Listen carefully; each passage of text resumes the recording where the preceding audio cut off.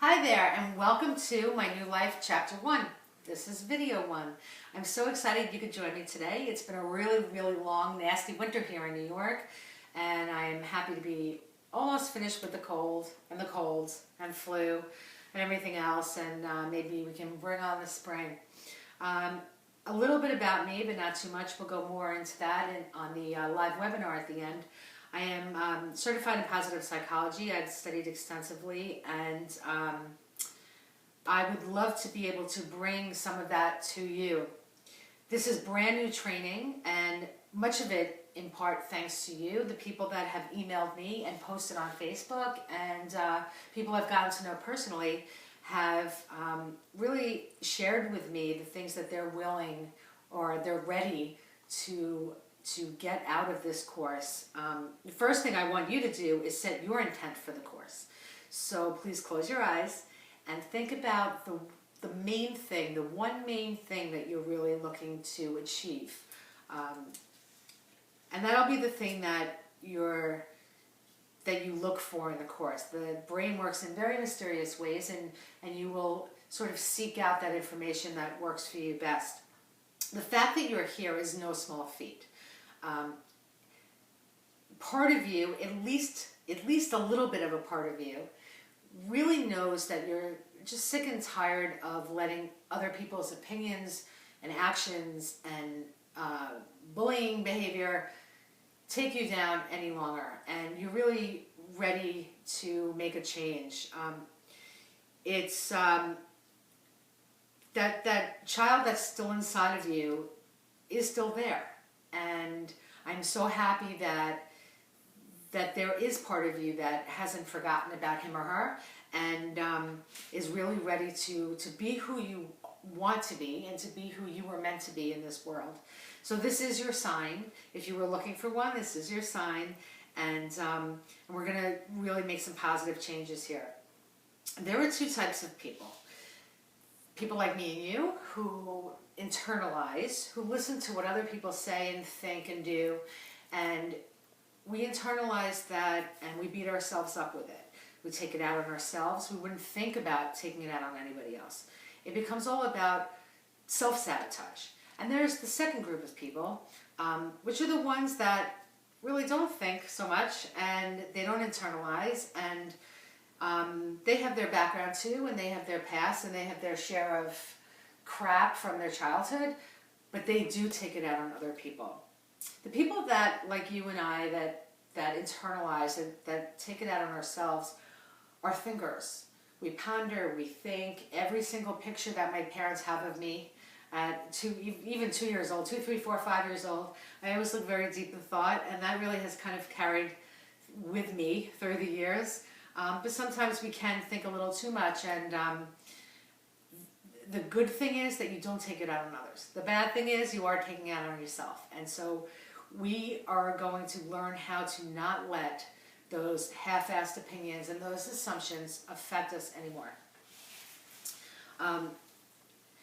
The assumptions that you have about yourself were formed by the opinions of others, and it really isn't you. It really is them. And if you can repeat after me, it's not me, it's them. Wayne Dyer has a very famous quote that says, "How people treat you is their karma. How you react is yours." And while I don't know that I'd go so far as to talk about karma, it really is true that you can only control yourself. You can't control how other people act or how they treat you. You can only control how you react to it. How much of it you let get to you, how much of that you internalize, how much of it you let affect you. Because you know, the things that do affect us and the things that we do internalize, we do wind up carrying with us for a lifetime. I know plenty of people that are in their 50s and 60s who still talk about trauma from their childhoods. That's a whole lifetime. Somewhat of a lifetime. But a lot of years that stuff acts as an anchor that just drags you down. It's time to get rid of it. So let's talk about these assumptions. It could be something simple as I suck at math. Well, why do you say that? Well, because I've just always sucked at math. Well, not really. You know, there have been tests that you've actually done very well on, and there have been subjects and parts of math that you really did very well on and enjoyed learning. It was, you know, maybe Mr. Johnson in 4th grade that convinced you that you wouldn't amount to anything, or that you were horrible at math, and that stuck with you. And the one thing that as a child we don't think about and we don't understand as children, that adults have their own world. And Mr. Johnson has a wife, and Mr. Johnson has a dog, and you know, that morning when he came in and told you that you weren't good at math, or that you wouldn't amount to anything, you know, Mr. Johnson had a fight with his wife and his dog ran away. And children don't understand those kinds of things, nor should children have to understand those kinds of things. But those kinds of people, like Mr. Johnson, that's the second type of person that takes things out on others. Now, he may have had childhood trauma too. He may have had issues or been bullied as a child too. And again, he didn't internalize it. He chose to take it out on others. Doesn't make it right. It doesn't, there's no excuse for that. But the fact of the matter is, it wasn't you. It was him. And you really were, unfortunately, in the wrong place at the wrong time.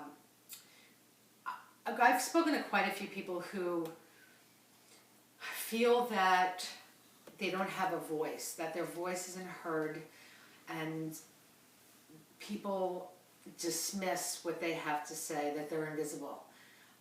This, for me, that hit a nerve for me, because I experienced that as well, and I can completely understand it.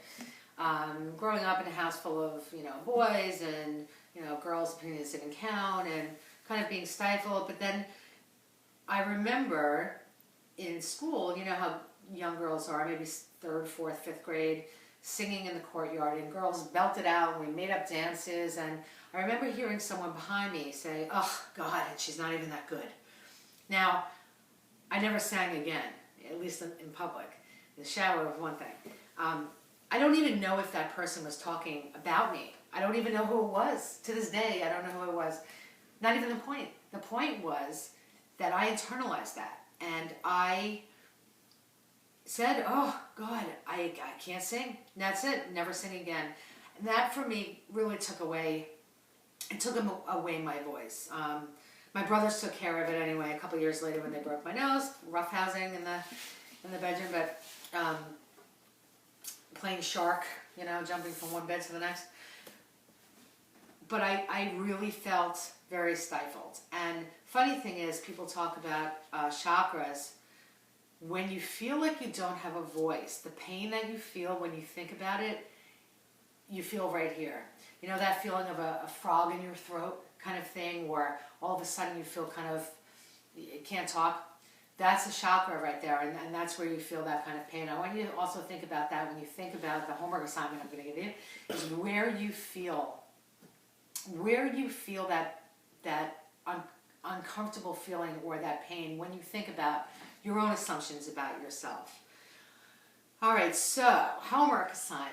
I want you to kind of take an inventory of all of these assumptions, these insecurities, these feelings of judgment. In the case of someone, let's say, who procrastinates, who or is a perfectionist, you know, that's a fear of being judged. You really don't want to start something because you're afraid to finish it, because once it's finished, it'll be judged. So I want you to think, that's just another example. I want you to think about these feelings that you have, and maybe the one that we start with is the one that you set the intent with for this video. That one huge thing that really brought you here today.